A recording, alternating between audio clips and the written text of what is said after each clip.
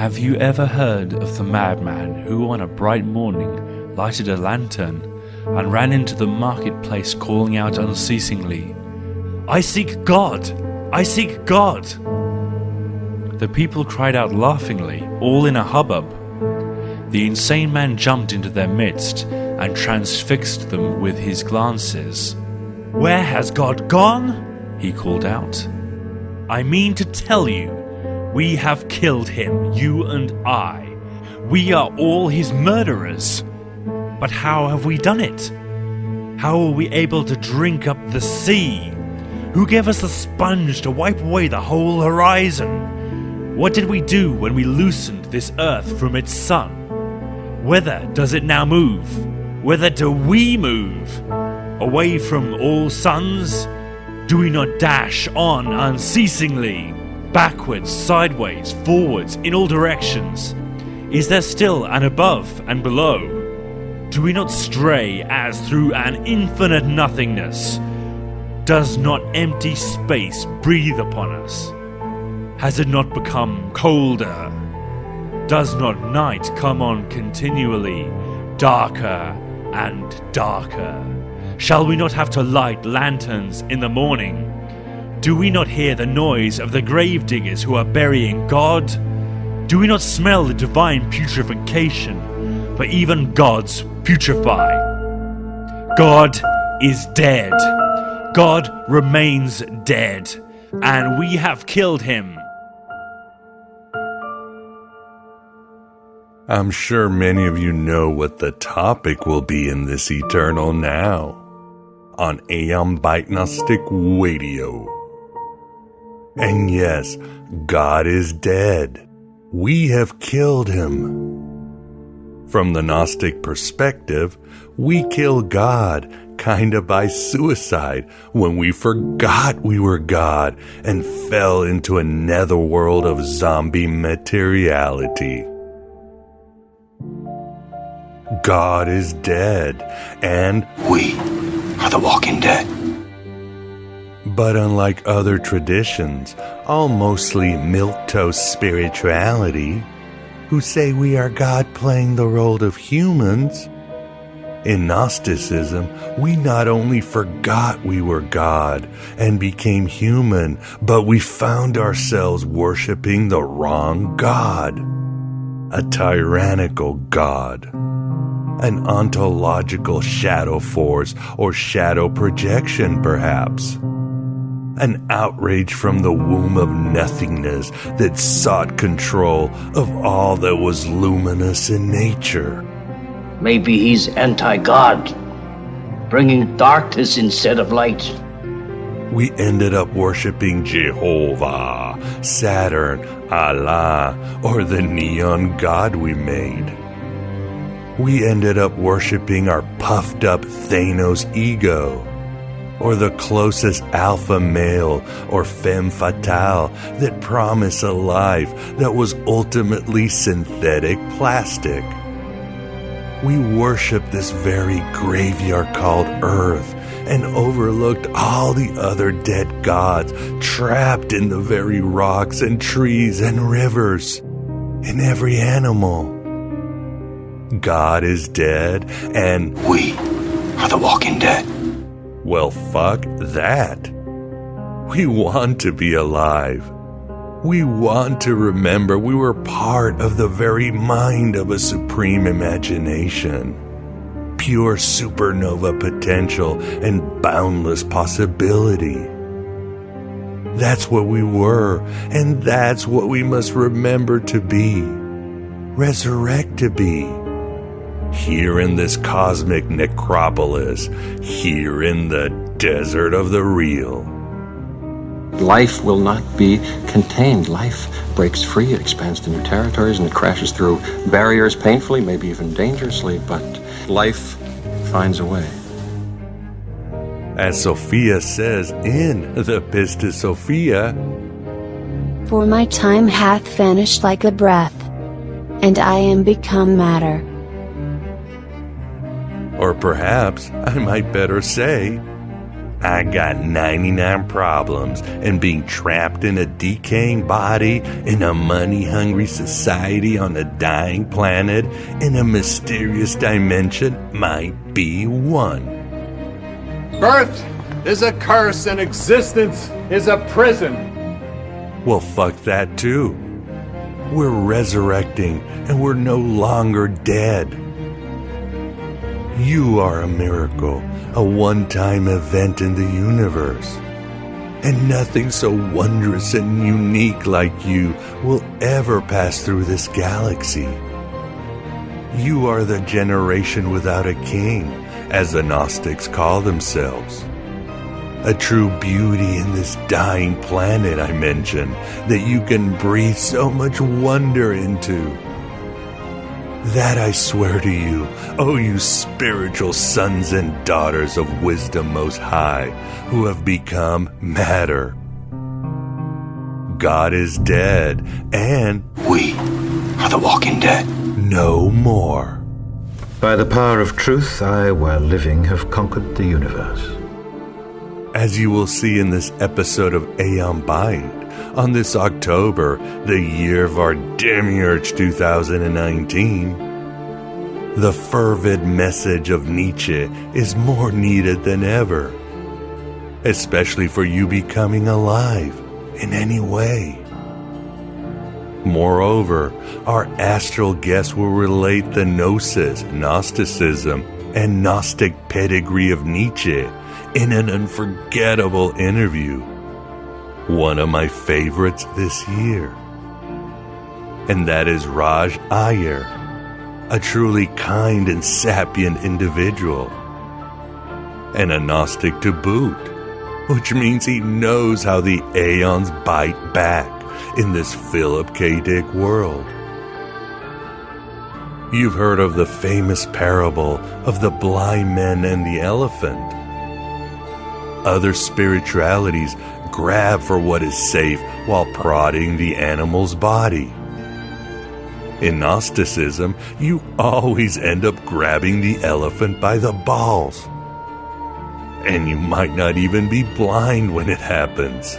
You are tearing me apart, Lisa! Raj has certainly experienced the edginess that comes with Gnosis and thus steals fire from the gods we were fooled into worshipping. God isn't for you, Lenny. God is for men who have no use for freedom. Beyond that, Raj is an august academic. He has over 20 years of collegiate teaching experience in the US and India, teaching full-time at East Florida State and several colleges in the San Francisco Bay Area.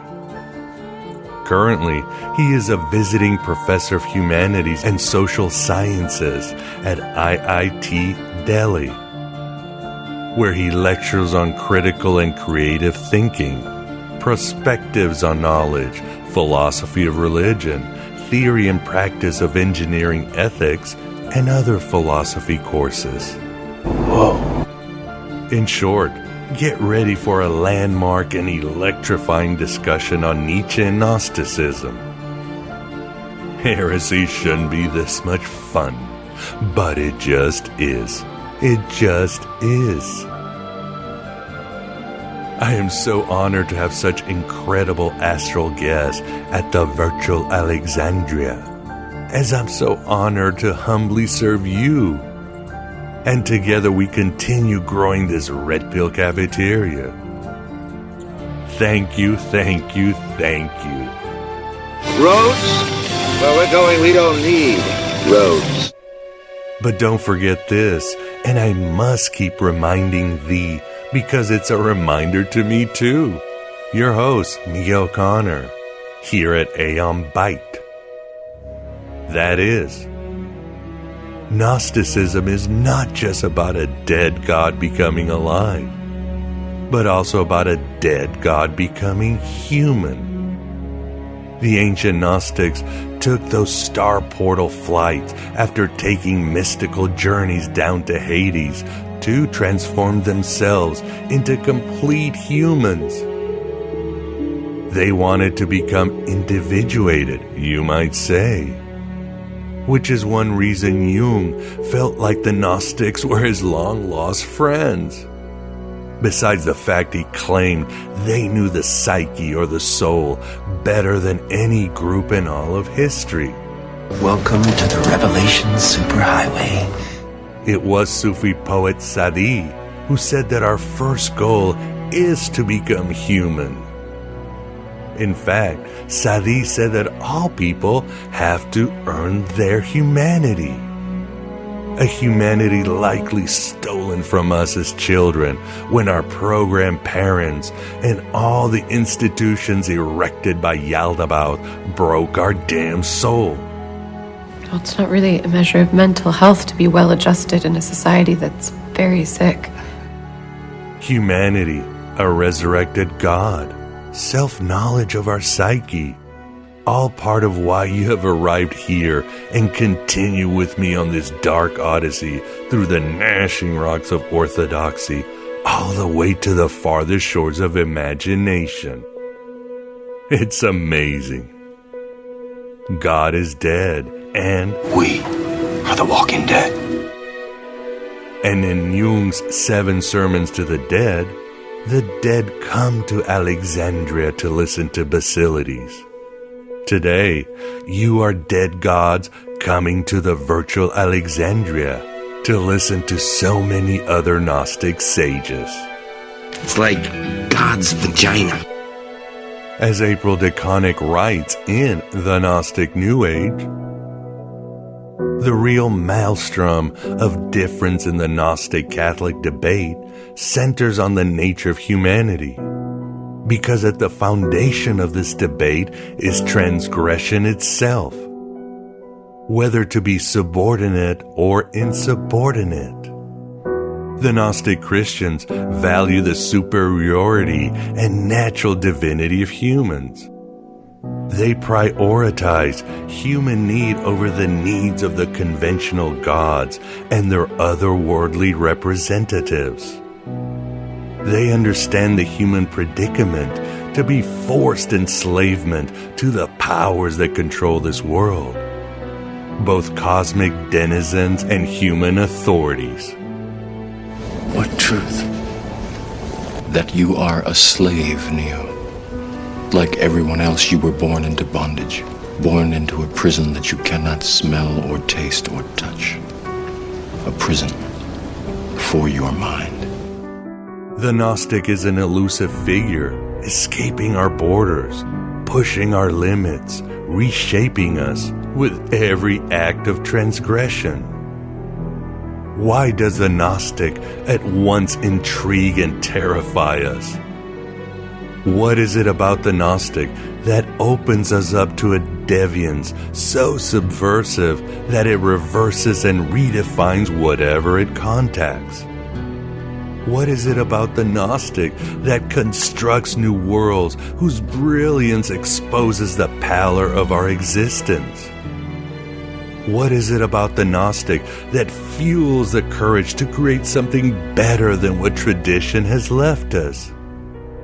What is it about the Gnostic that pulls knowledge in, only to generate new knowledge so overwhelming in its experience that the depths of humanity are thought to be penetrated and healed? You're about to find out with our interview with Raj on Nietzsche.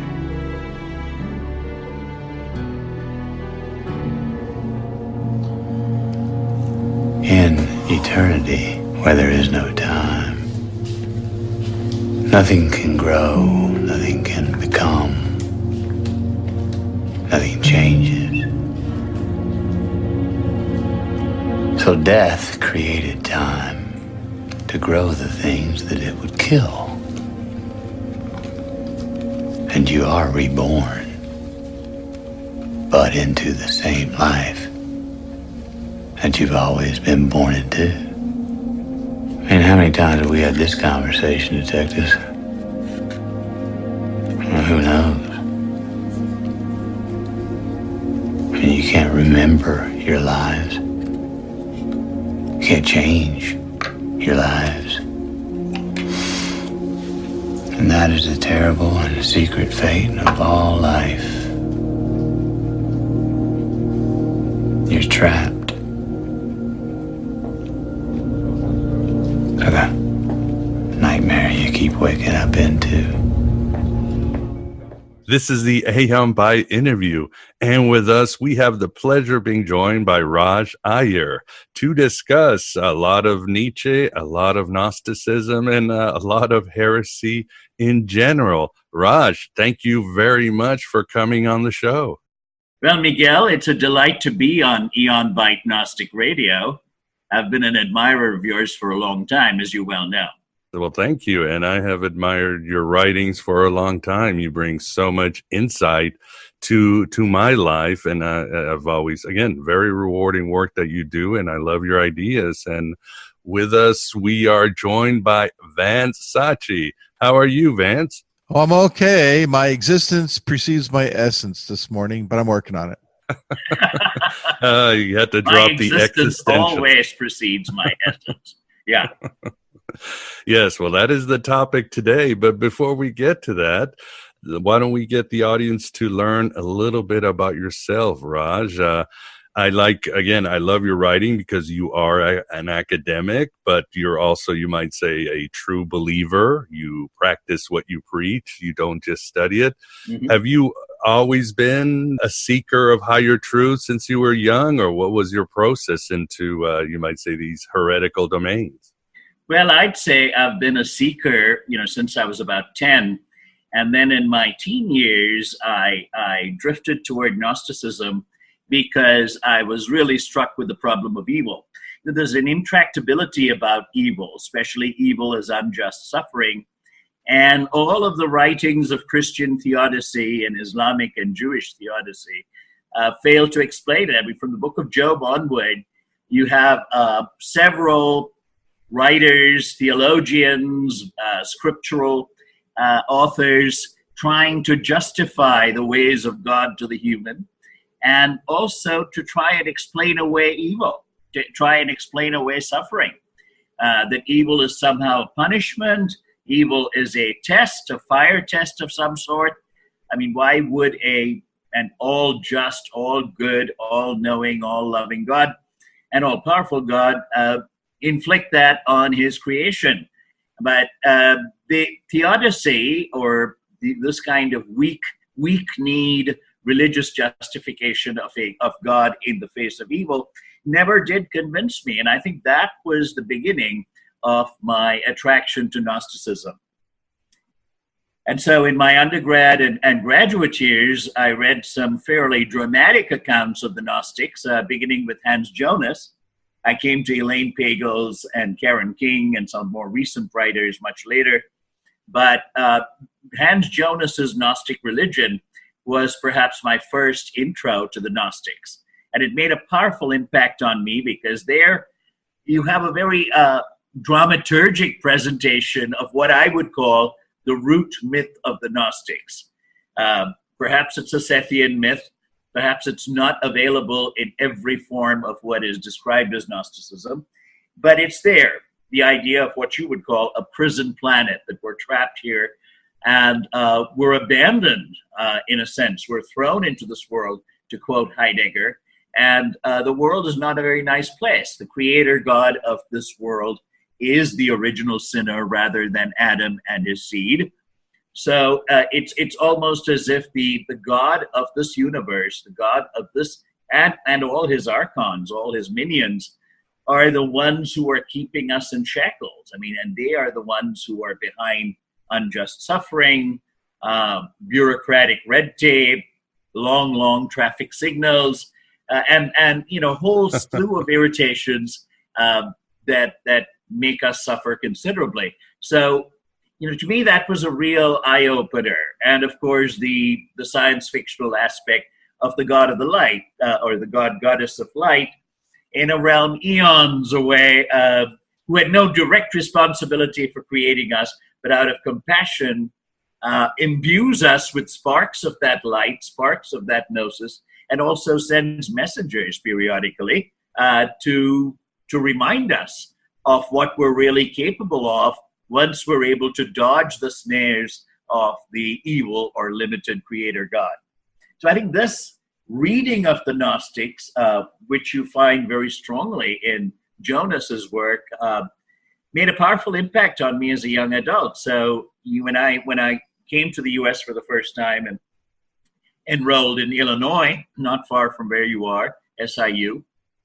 Oh, wow. I was a card-carrying Gnostic, but I didn't get very much past the dualistic myth. It was only later that I started to appreciate the Gospel of Thomas, the Gospel of Philip, and other Gnostic writings which are non-dualistic, which actually come closer to, let's say, Taoism or to Vedanta, especially non-dual Vedanta. Well said, beautifully said. And yes, those damn red lights, that's definitely archonic, and that definitely explains it all. And I think it's interesting that you spoke. I mean, Hans Jonas' book, I think it still stands the test of time. And at the Gnostic America conference, that was the debate. Are we still living in a Hans Jonas paradigm? Right. And all the scholars agreed, but there was also a movement within these scholars about a more, you might say, body positive, hermetic viewpoint. And right. I'm fine with either or, because I don't mind the surly Sethians, as I call them, because it's the old adage that the best news I ever got was when I admitted I was an alcoholic. It's only when we realize how bad things are, that how right. much people are suffering, that we actually roll up our sleeves and we're grateful for what we have. So I'm fine. But what do you think? Do we have room in Gnosticism for this more body positive hermeticism? Oh, I think so. And not only a more body positive hermeticism, but a non-dual mysticism, which says that the truth, the source, can be located within. It's not as if you have to go through incredible hoops in order to transcend Yaldabaoth and the archons to reach the realm of light. The realm of light is always present within us. It can be tapped into meditatively and through other means. And, it's always with us and around us, if only we have the eyes to see and the ears to hear. So there's that strain in Gnosticism as well. And as our friend Rosamond Ikshvaku Miller, beautifully expresses it, perhaps the dualistic myth is at sort of a first understanding of what the Gnostics are all about. That we start off feeling the suffering, feeling the pain, seeking an explanation, and the dualistic myth fits in very well there. And perhaps it's still true at that level. And then one advances to a more body positive, embodied version of reality, that it's okay to be in a lived body, that it's not all bad, it's not all an Yaldabaothian conspiracy. And also that the realm of light is not something far away. There isn't the duality between the realm of light and the realm of darkness. Light and darkness are within us. And I'm not just talking about Thomas and Philip here, but also about 20th century Gnostics like Carl Jung. Jung, for example, would say that the shadow is within us. And we really need to make friends with the shadow, to integrate the shadow, before we can come to the light. And I think that's a very powerful message, one that transcends the dualistic understanding. So I would say that there's a two-pronged alternative to the surly Sethians. One is the embodied view, where the lived body is okay. It's what we've got. It's the lived body with all its warts, all its addictions, all its pain, its travails, its dying, is still very valuable. And that's our starting and ending point. And the other strand, which I find equally compelling, is the embodied mysticism, which says that the kingdom is within and around us. The kingdom is not in some faraway place. So the pleroma is within us. If this is a prison planet, in part we've created that prison. And perhaps Yaldabaoth is just a metaphor for the ego and shadow forces that keep us trapped in a certain understanding of ourselves and the world. Well said, my friend. And Yes, interesting. You're talking about this sort of approach, this sort of two-prong approach to the shock of the world and what you're going to do about it. Right. Recently, you were quoting on your Facebook page Neil Gaiman. Yeah. And I've written this quote, and I find myself telling myself this quote. I mean, all I've known from Gaiman, really, his Gnostic expressions are in his work Coraline, but obviously they appear there. And you mentioned this in his Fragile Things, his collection of short stories. And there's Right. that you quote, "How to talk to girls at parties." And the quote is, "I like things to be story-shaped. Reality, however, is not story-shaped. And the eruptions of the odd into our lives are not story-shaped either. They do not end in entirely satisfactory ways. I was here, embodied in a decaying lump of meat, hanging on a frame of calcium." That is Gnostic, isn't it? That's very Gnostic, yes. And I think there's a lot in Gaiman, not just in Coraline, but throughout his work, that is clearly Gnostic. Of course, you could say that about a lot of authors. Philip K. Dick comes to mind, and of course in Valis, as you pointed out quite often in your shows on Philip K. Dick,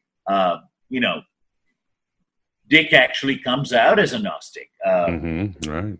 And Valis is really his attempt at wrestling with the surly Sethians. And the cosmology of Valis is a very paranoid cosmology at one level, but it's all there. He brings in Sophia, he brings in many of the figures well known in Gnostic cosmology and mythology. What are some of your other influences? Again, you talk about in college, you were already very intrigued, and like Philip K. Dick wrote in the Exegesis, "I am too far into Gnosticism to back out." That happened to you, Raj.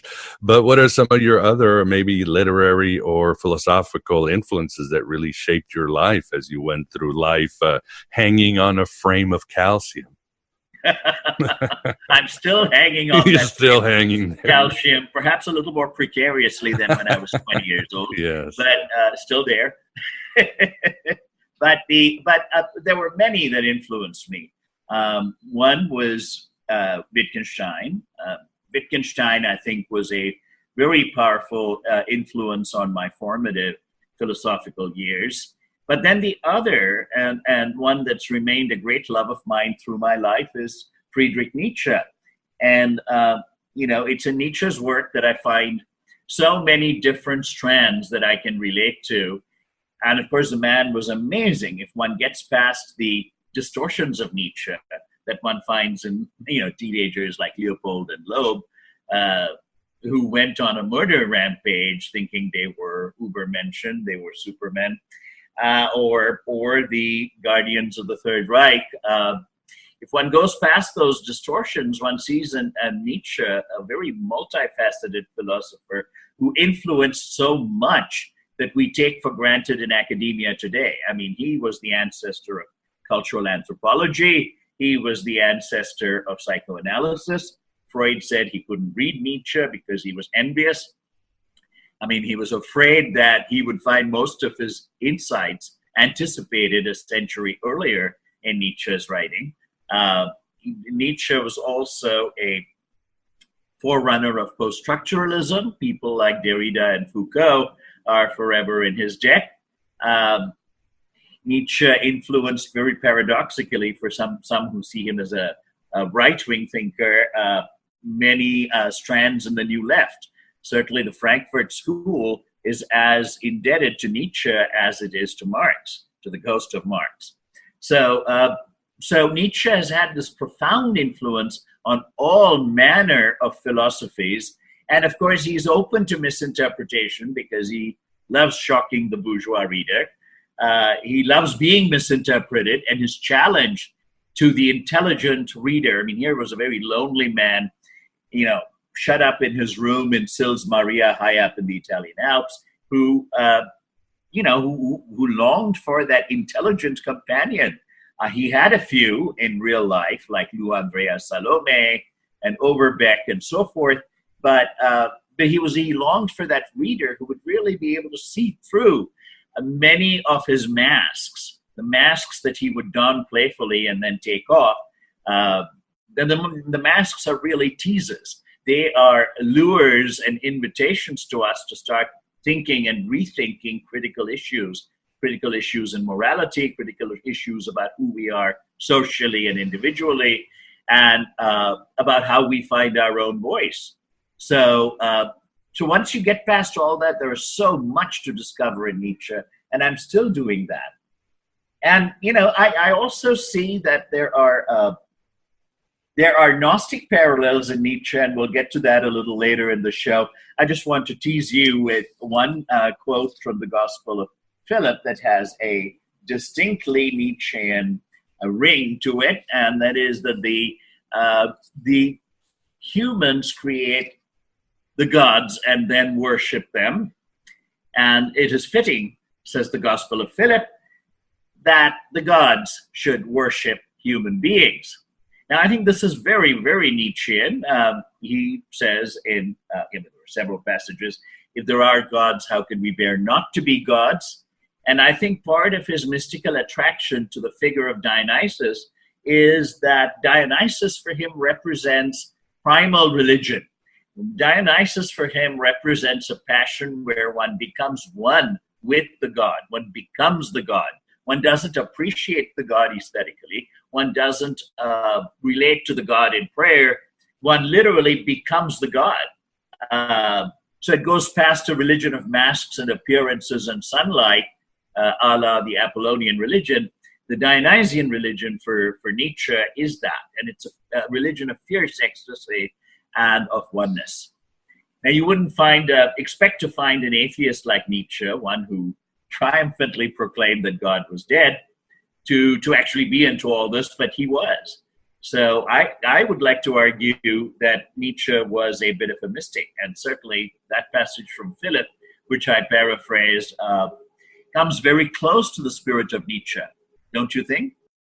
Oh, very much. And we're kind of getting back to Neil Gaiman and American Gods, how we create the gods with our art and our desires, and they are more real than real. You could make that argument. So yes, I agree with you 100%. And yes, very Gnostic. So we want to unpack a lot of what you said throughout the interview for sure.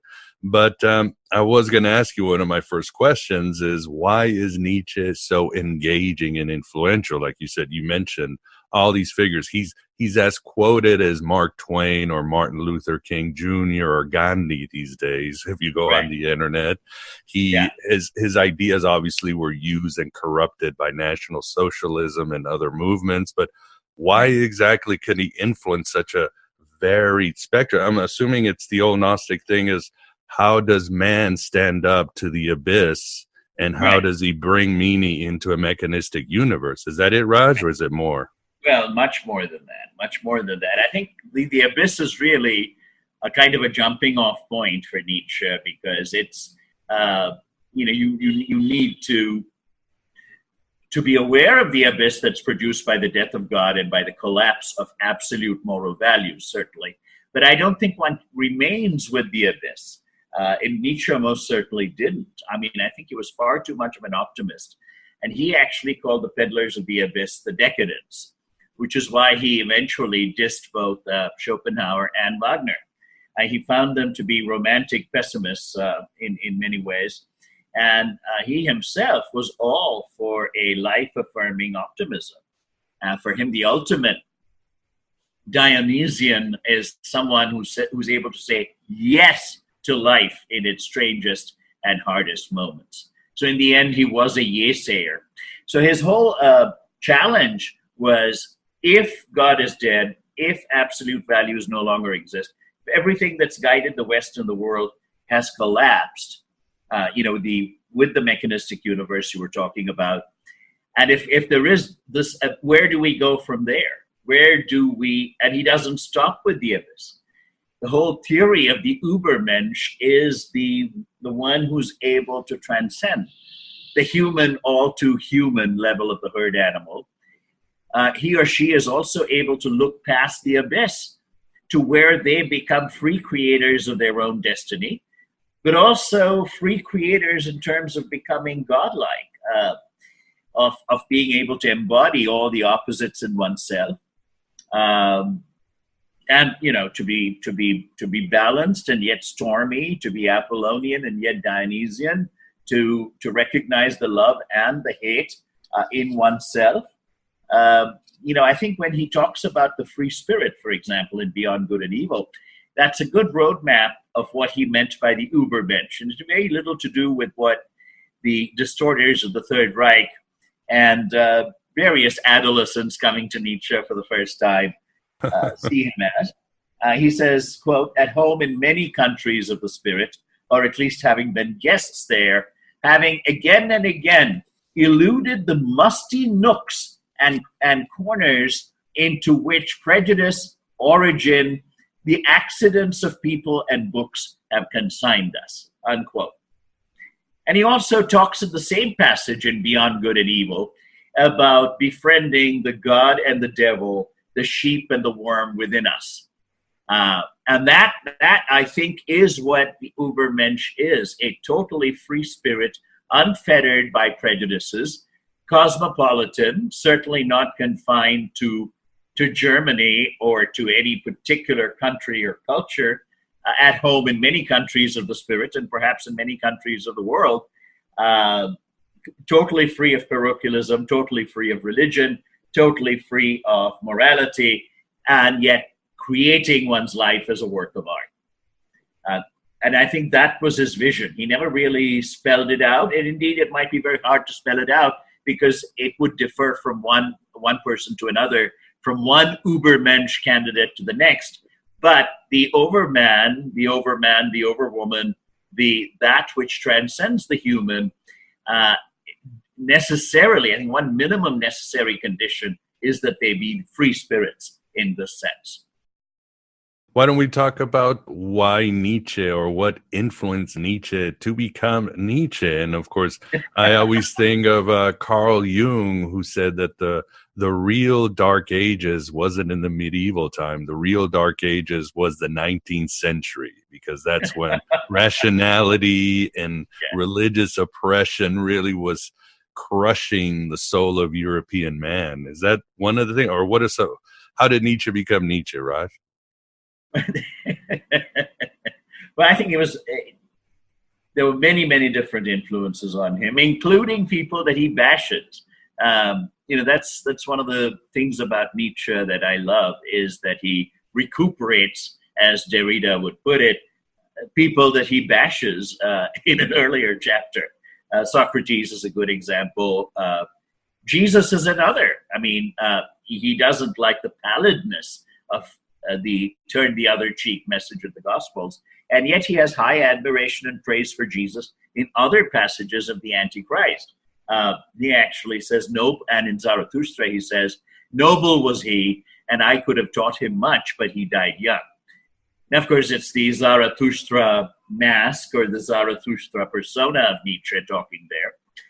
Not necessarily Nietzsche, the man crippled with migraine headaches and so forth, but a certain persona that he's adopted there in that work. So Jesus, Socrates, Goethe, Plato too. I mean, we think that Nietzsche, as a proto-post-structuralist, is a consistent Plato basher. Far from it. He actually admires what he calls the Brahmanism of Plato's guardians. He says that in a letter to Koselleck.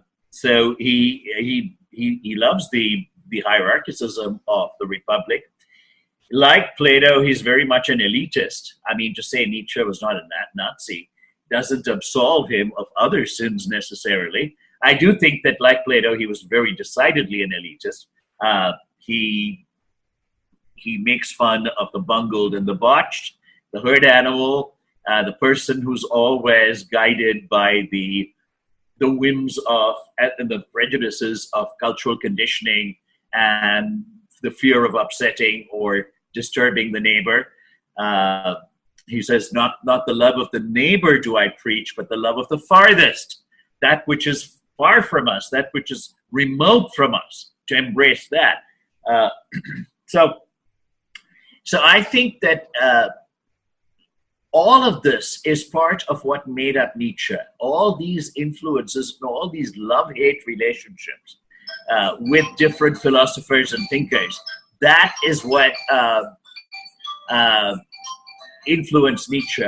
But again, he cannot be reduced to any one of these influences. He is beyond any such reduction. He is his own person, and he encourages us to be our own person as well. But he was the son of a Lutheran minister, right? He grew up in a very Orthodox Christian environment. I'm sure that was part of his rebellion. Yes. Or search. Yes, very much so. In fact, he says the the Christian pastor, he says, is the grandfather of German philosophy.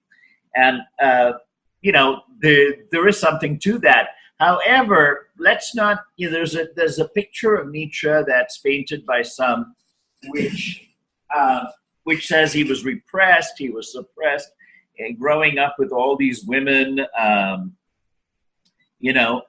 and heir to many generations of Lutheran pastorhood. But I don't think that was true. I think he grew up in a pretty liberal Lutheran family. And that's something that Hollingdale points out in his biography of Nietzsche.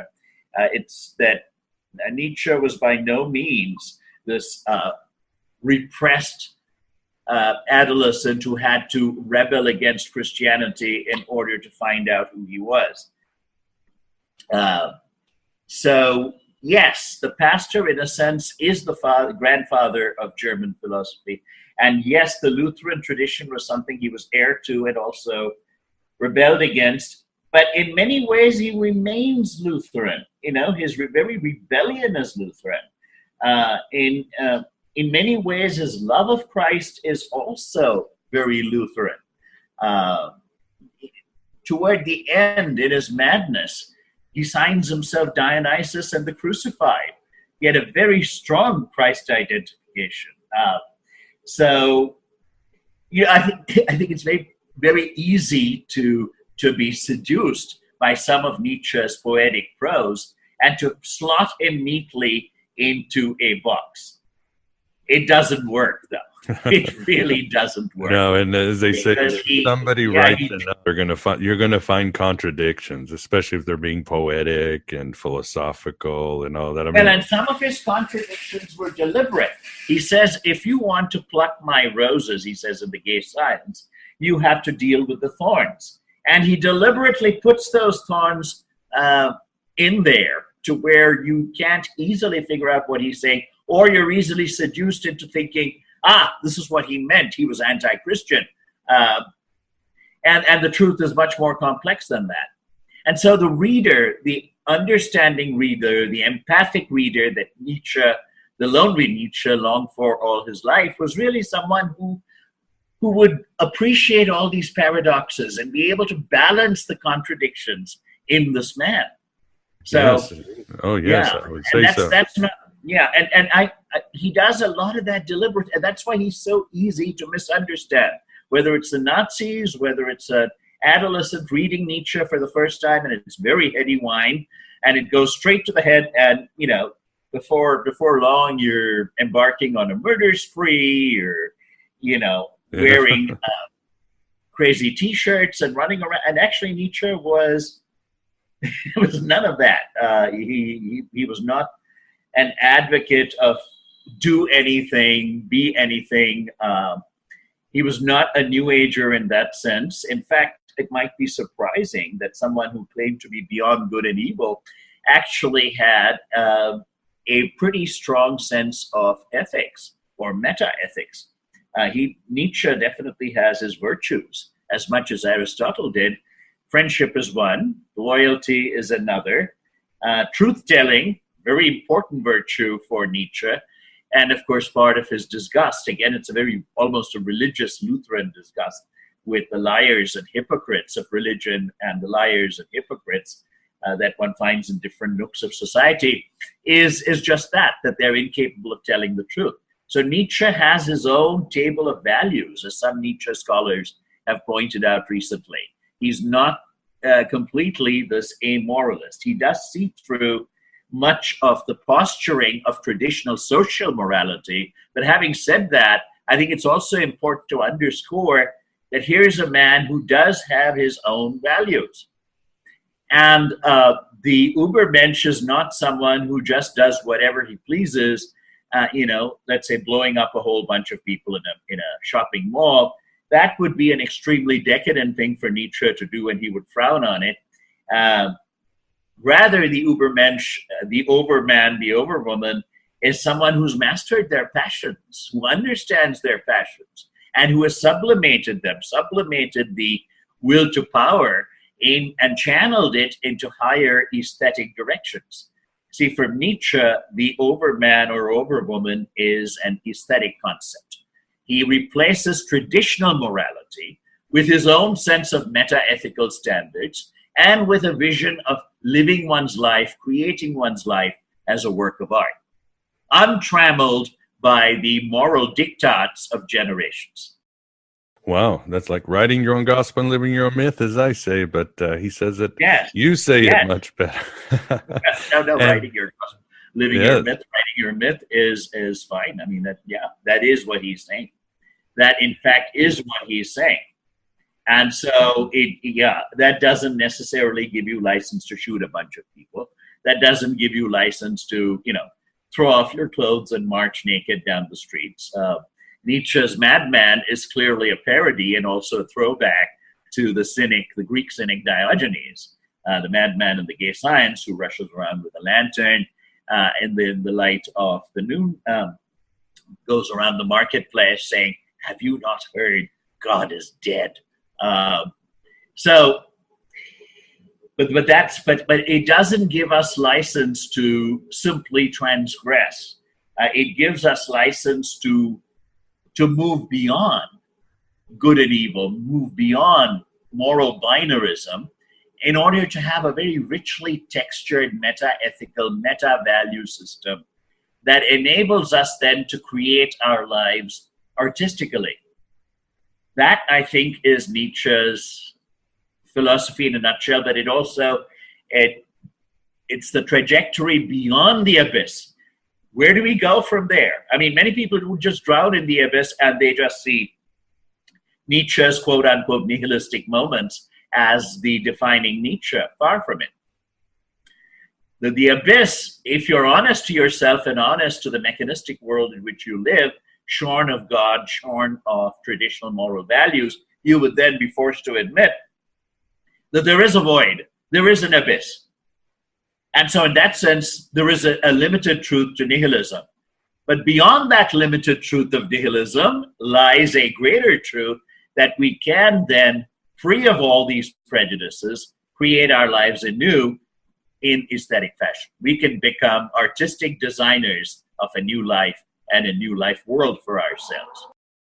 Did Nietzsche, and I was thinking in my head, Raj, if he were alive today, would he write like top 10 things to become an Uberman in BuzzFeed or something like that? But did he leave any or something like have his own YouTube worse channel? Than his migraines. I mean, I think he'd bury himself in his room and not come out. I mean, I think he would be appalled at the social mediaization of Nietzsche. He would be, because he would see all that as herd phenomena. He would see the whole, mimetic culture, fake news, the whole 9 yards as an elaborate herd animal joke. Yes, I think I would agree, and I think that's how I see it too. On many days, but did he leave any sort of, I don't want to say instructions how to be an Uberman beyond find who you are, or I assume look into the past for those who had this charged life and these charged powers, these great figures of Greek, these great deities of the past. I mean, that's pretty much all he said, right? He didn't leave, again, instructions like, let's say, I don't know, Rudolf Steiner, who definitely said, this is how you can touch the other realm. No, he doesn't quite do that. But then there are, in Nietzsche's writings, buried hints of a how-to. They're very loose, broad, poetic insights, but it works, I think.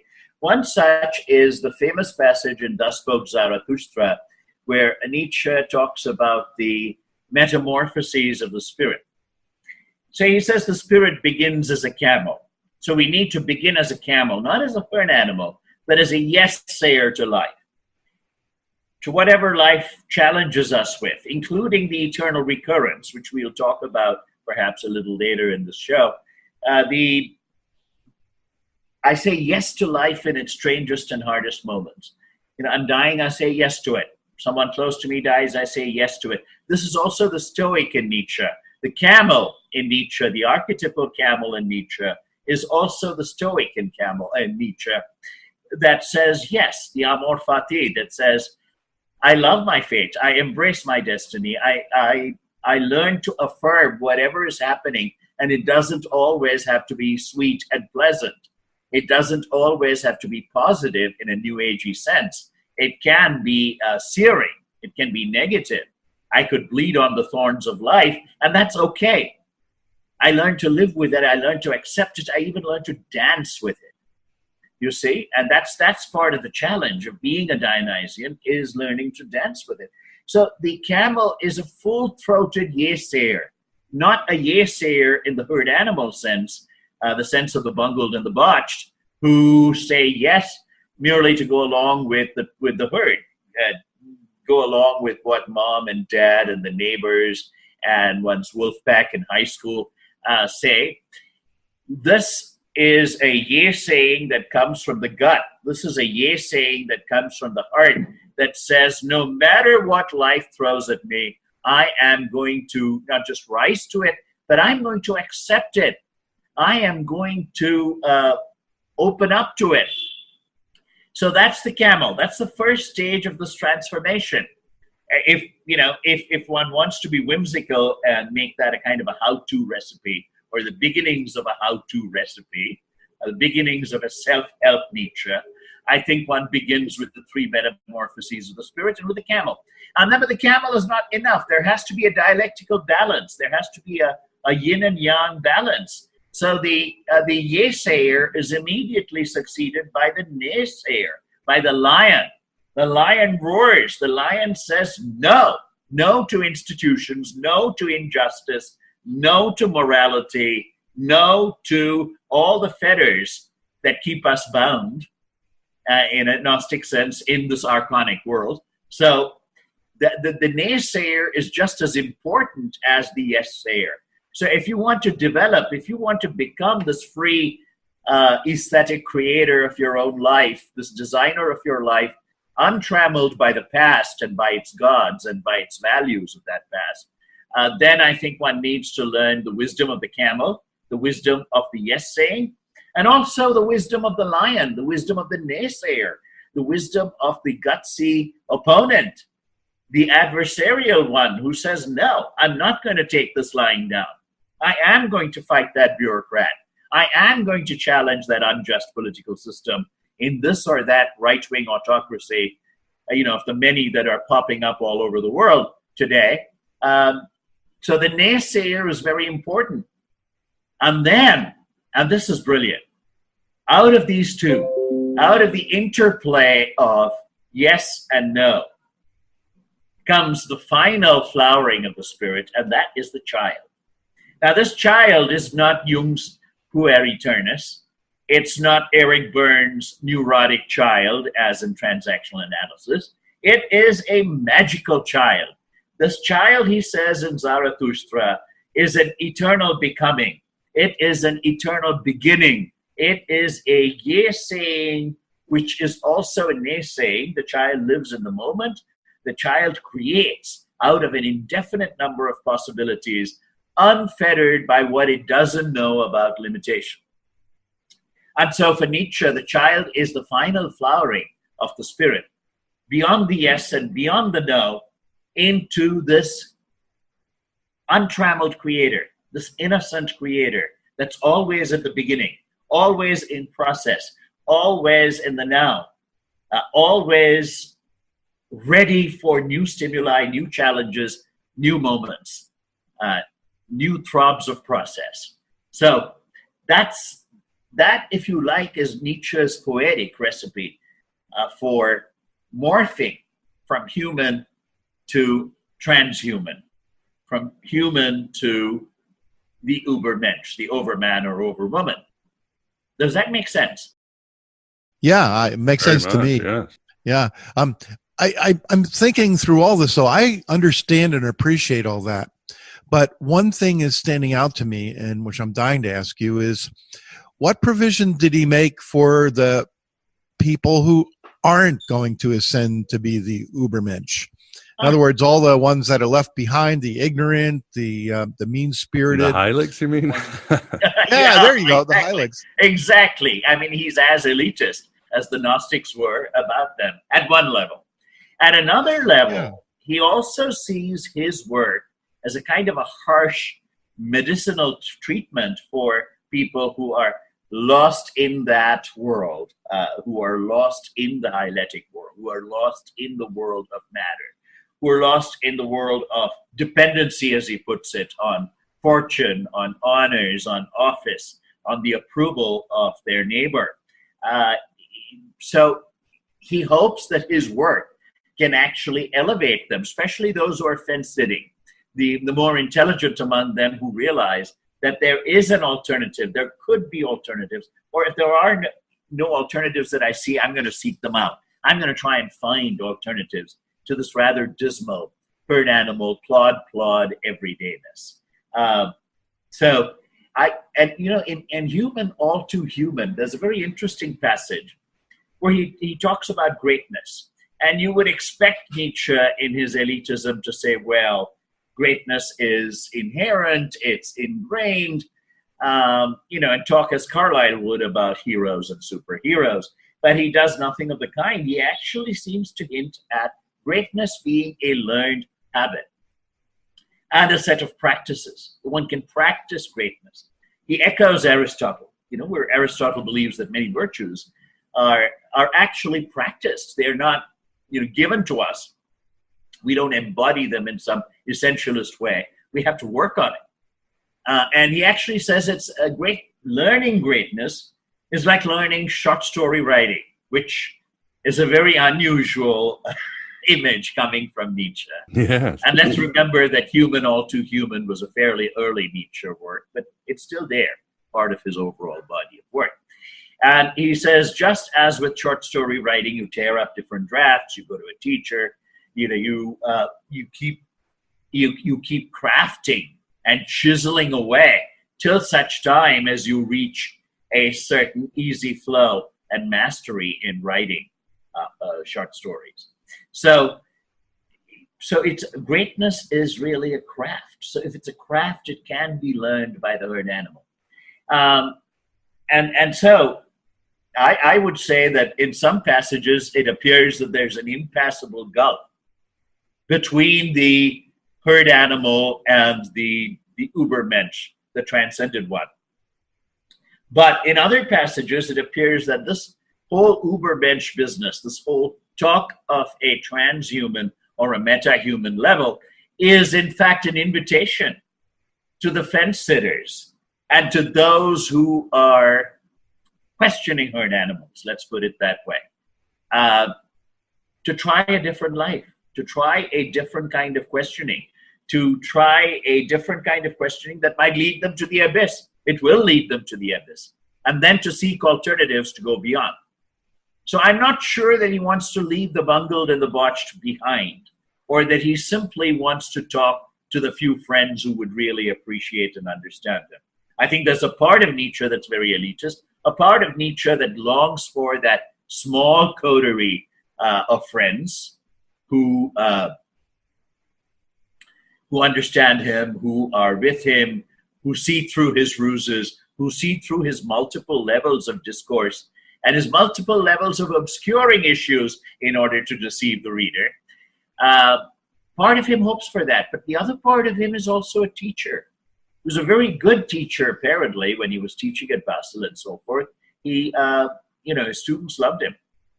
So there's the other Nietzsche that clearly intends his writing, the texts, to be a stimulus to self-inquiry. So in that sense, I don't think he has departed from a long tradition of Western philosophy going back to Socrates, the idea of philosophy as self-questioning, philosophy as questioning the world around us.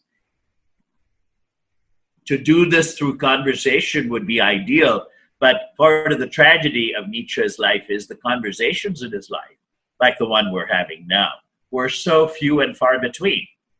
So it's almost as if he had to make up the conversations in his head while addressing the imaginary interlocutor, the imaginary reader, perhaps the reader of the future, as he observes wistfully in Exe Homo and other works.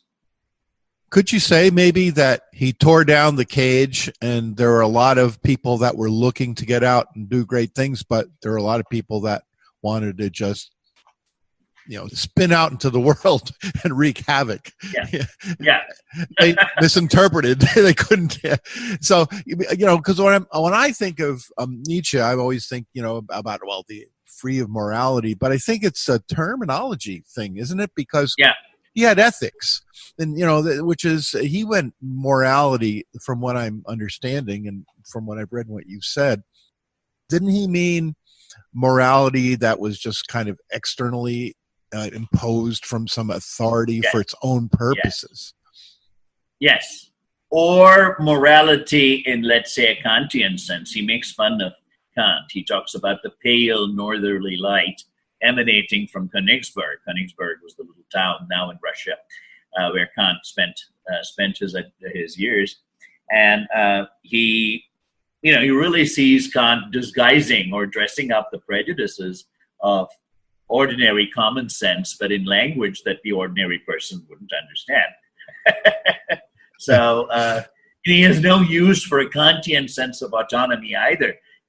While he has no use for socially conditioned moralities and sees through all of them, he has no use for a rational, autonomous, individual morality either, a la Kant. And he certainly has no use for Kant's universalizing tendencies in the categorical imperative. Nietzsche has no use for that. But yes, having said that, he also has a strong sense of meta-ethics, a strong sense of his own virtues. And as I said, loyalty, friendship, courage, and honesty are among the leading virtues in Nietzsche's tablet of virtues. And then beyond that is the freedom to create aesthetically. Yeah, I think that's the part most people Well get. said indeed. But to reach that, you have to really work. And, the fence sitters and those who want to get out of the cage, perhaps for the right reasons, are wistful about it, are afraid of leaving the cage, but they do want a life beyond what's been dictated to them. I think he would really like to pull them out to a stage where they can confront their own abyss, and then move beyond that. Once they empty themselves of socially conditioned moralities, they can actually begin to see the creative genius within them, and then start crafting it. That the image of the craftsman, which I find in Human All Too Human, is fascinating because it suggests that Nietzsche believes that you can actually practice, you can work at it, you can chisel away, you can take those small steps toward becoming more of who you perhaps potentially are, but have not allowed yourself to be because of all the social fogging, the cultural fogging. Now, I'd also like to go briefly into why he dislikes culturally conditioned morality so much.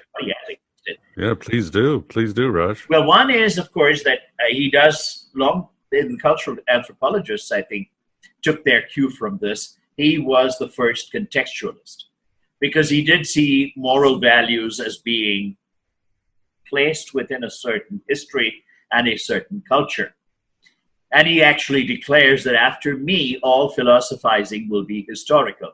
So the idea of an ahistorical philosopher or philosophy, like Platon, much of Platonic and Kantian philosophy, for example, is out of the question post-Nietzsche.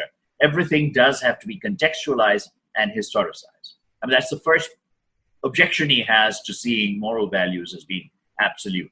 You can say, well, this morality comes from the Bible, it comes from God, it comes from Allah, it comes from Krishna. It doesn't matter. You are really absolutizing that which needs to be contextualized. And, as such, you need to learn that there are no moral absolutes. And the second objection that he has to morality, and the second deconstruction of morality, is something that's very familiar to readers of Foucault. And Foucault, of course, was greatly influenced by Nietzsche. And that is that Nietzsche does see most of morality, and indeed many social relations, as what Foucault would call discourses of power. That these are based on what Nietzsche would call the will to power. And that behind a lot of fine moral talk or exalted religious talk is indeed the desire to dominate, or if you're weak, the desire to submit, to be a slave, and to conform, because you don't think you have the strength of mind, character, or will to resist what the siren song of the herd tells you to do and not to do. So there's that deconstruction as well. The idea that morality is nothing but a set of power discourses revealing either patterns of domination or patterns of self-chosen subjugation and conformity. And the third, of course, and these are sly hints, and they're the ones that worried Freud that Nietzsche may have in fact anticipated many of the insights of psychoanalysis. Long before the Freudian superego, Nietzsche does see morality as being, the voice of the parent, the voice of the authority figure, stifling one's natural impulses, including one's sexual impulses. So that's a third nail in the coffin of traditional social morality for Nietzsche. So given all this, and then of course God, the death of God, is the most powerful reason for abandoning morality. As long as God was around, God was the upholder.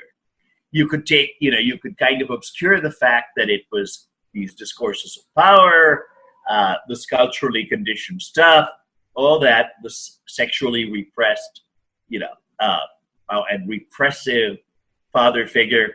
You could sort of brush all that aside by pointing to God as the pivot. Morality is a set of commandments emanating from God. God is the upholder of morality. So once God is out of the picture, once you have to deal with the enormity of the death of God, then one also realizes that there's no use for traditional social morality anymore, because its centerpiece, it's the raison d'etre, that which held it together, has collapsed. It's no longer in the picture. With God gone, morality collapses like a pricked balloon as well. So those are some of the reasons why he would reject traditional morality, especially any attempt, and he was very suspicious in this regard. He would sniff out any attempt at absolutizing morals and arguing that any moral principle was absolute beyond a social or historical context. But Raj, doesn't he say God is dead and we have killed him? What does that exactly mean in the right context? It's very good, because a lot of people interpret that as a triumphalist statement. I've even known some of my more Darwinian students, for example, argue that Nietzsche was really very triumphant at having. No, he wasn't. If you read that passage, he was predicting Richard Dawkins, huh? No, he was not predicting. He's full of pain. He's full of anguish. This madman with a lantern in the marketplace goes around telling people, don't you realize the enormity of what we have done? I mean, we have killed God. We are murderers, you and I. Here's the anguished child of a Lutheran pastor and, the child of a family that's been Lutheran for many generations, crying out, this God, whom I really loved in my childhood and my adolescence, I wanted to study theology. I wanted to maybe become a pastor once upon a time. This God is no more. It's like mourning a beloved friend who's gone. And a lot of people don't catch that. The tonality is all wrong, the way they interpret Nietzsche, to see him as a kind of a triumphalist proto-Dawkins, or to see him as a triumphalist proclaimer of the death of God. God is dead, finito, let's go on to a good lunch. No, that's not what he's saying. He's actually pointing to the anguish and the horror of it. And this is what opens up the abyss, because with God gone, anything is possible. Now, that's part of the darkness of nihilism and the despair of the abyss, is that with God gone, everything in a sense is permissible. So that's sort of like the Dostoevskian challenge of the void, of the abyss, is what does one do next? It's all very well to say with Camus and Sartre, well, now we need to start forging our own values. Nietzsche would say, yes, but there are no clear pointers, there are no clear roadmaps here. That's one of the reasons why, in spite of Nietzsche sounding very much like a self-help positive thinker in some passages, why he never actually advances a recipe or a how-to manual for doing this, for going beyond the abyss, is that he doesn't see that there is any compass, there is any easy roadmap available. If there is a roadmap, you have to create it yourself. And you can only do it by acknowledging the abyss, acknowledging your shadow, acknowledging all that, and then with certain ethical underpinnings of the kind that Nietzsche himself had, to start creating one's life anew as a work of art. As we come to the end, Raj, is there any web presence you would like the audience to know about to find out more about your work? I would suggest that they add me on Facebook. And also there are some of my articles floating around online that they might want to check out. I would certainly like to be in touch with those who would want to find out more about Nietzsche, or more about the Gnostics, or more about my views on either, or my views on life, the universe, and everything in between. They're most welcome to contact me in care of you. If they want to write in care of you on Byte Gnostic Radio, and you forward some of their correspondence to me, I'd gladly. Yeah, you heard it here. Yeah, so that's not, as long as it's not an abusive or a bashing. No, it's I won't let those get through. But you heard it here, audience. If you're more interested in connecting with Raj and his work and what he does online, yes, feel free to contact me. And but we are at the end of the interview. First, I'd like to say thanks for being here, Vance, on this cosmic Dionysian dance. Oh, it's been very, very enlightening, actually. And I know a lot more about Nietzsche. Raja, you gave me a very much of an improved feeling for him. So keep up that good work. Thank you, Miguel, and thank you, Vance. It's been great fun chatting with you guys. And I hope our audience enjoyed this too. Thank you very much. Bye-bye. And there you have it, my beloved truth seekers. The first part of our interview with Raj Ayyar on the Gnosis of Nietzsche. Get ready for more liberating intensity in your resurrection as a god. In our second part, we discuss whether Nietzsche saw our civilization as dying. We go deeper into Nietzsche's ideas on the Superman and the death of God. Raj explores the themes of Thus Spake Zarathustra and other texts. He also ponders whether Nietzsche was influenced by theosophy and more on his neo-Gnosticism. Can we even say Nietzsche was an existentialist or something else? Raj explains Nietzsche's concept of eternal reoccurrence, as well as his notions of Apollo and Dionysus. And how did Nietzsche really view Jesus Christ? And much more. All of this abyss-staring gnosis available if you become an Aeon Byte Prime member or patron at Patreon. and so many other benefits that continues to help grow this red pill cafeteria and blossoming Gnostic community. A mere $5.99 a lunar cycle, or whatever you want to pledge on Patreon. You'll get full access to our new Discord channel and the archives with more than 450 episodes with the best and brightest in Gnosticism, Western esoterica, and free thought. And full episodes of my vlog, The Abraxas Brief. You'll also get an invitation to the Inner Sanctum of Gnosis Facebook group, where I stream The Abraxas Brief live and answer questions. And we have some truly intriguing conversations from an amazing community.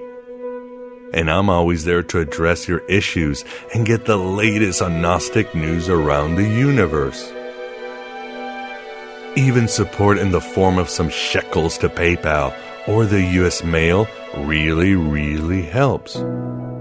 Or support via my Amazon wish list, as I'm always looking for new equipment. All means can be found at, you got it, thegodabovegod.com.